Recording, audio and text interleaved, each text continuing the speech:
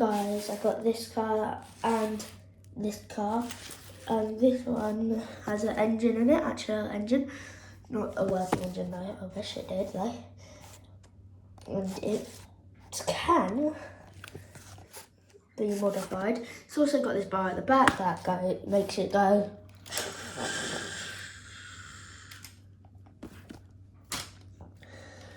And that's all for that car, but it must be painful for the driver because obviously,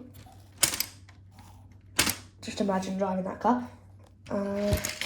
Next up, sorry that you had to get the ball there, is this car. Engine, I think, is turbocharged, what if that's even a thing. This lifts up, so now the roof is up. That's how you get in. It's got this thing here to turn it. And that's all about that car, really. Number 7.